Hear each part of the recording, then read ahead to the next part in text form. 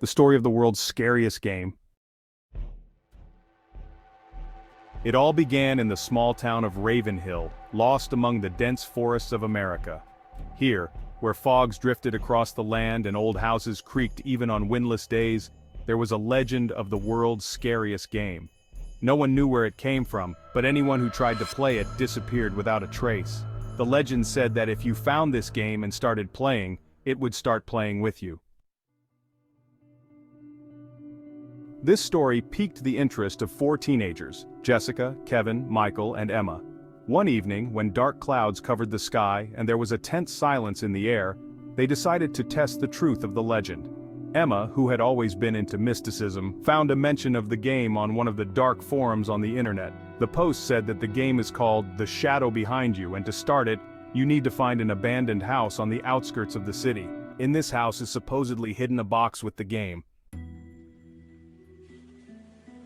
On Saturday night, armed with flashlights and a telephone, the friends went to the house. It looked like it was ready to collapse at any moment, a sagging roof, broken windows, mossy walls.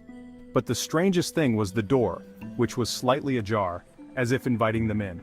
"I think they're waiting for us," Michael grinned, trying to hide his tension. It smelled damp and rotten inside. The floorboards creaked underfoot, the walls were covered with mold stains, and in the corner there was old furniture covered with a thick layer of dust.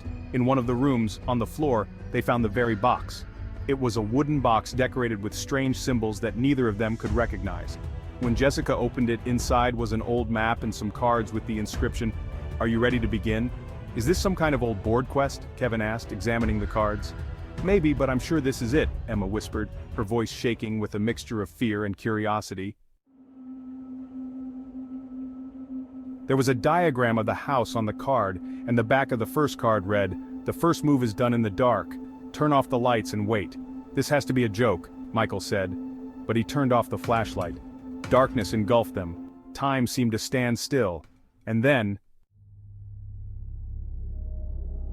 they heard footsteps, but it wasn't their footsteps. Someone was slowly approaching from the back of the house. The flashlights came back on, but nothing could be seen. The house was as empty as before, but there was a new card on the floor that hadn't been there before. It said, "You're not alone now." "Someone's playing with us," Jessica said, looking around. Her voice shook. "It's just the wind," Michael tried to joke, though he was clearly scared. But it wasn't just a game. When Kevin picked up the card, they all heard a low whisper, as if someone had said his name right behind him. He turned around sharply, but no one was there. The next card read, "Every turn brings a shadow closer. Look behind you." Emma shrieked as she happened to notice something in the mirror on the wall. There was a silhouette there, tall, dark, and without a face. He was standing right behind Michael, but when they turned around, there was nothing. "This isn't funny anymore. We're leaving!" Kevin shouted. But the door through which they had entered was locked. The windows too were boarded up, though they could see the moonlight through them. With each new card, events became more and more frightening. One of them commanded, "Split up! The shadow loves solitude." "This is crazy, we're not splitting up," said Michael. But at that moment the lights went out again and they were in total darkness. When the flashlights came back on, Jessica was gone. All 3 of them rushed out to look for her. Emma found her in one of the rooms, standing motionless in front of a mirror.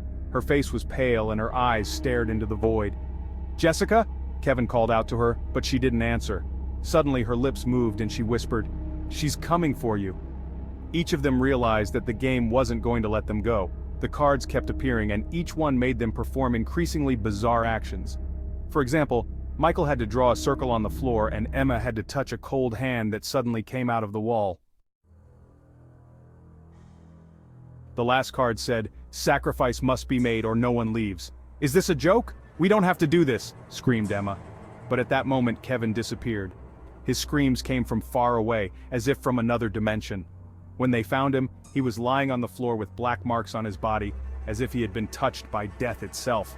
"We have to stop this!" shouted Michael and tried to burn the cards, but the flames didn't touch them.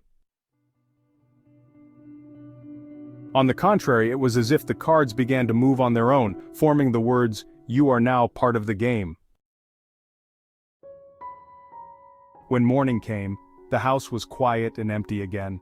No one else had seen Jessica, Kevin, or Michael and Emma.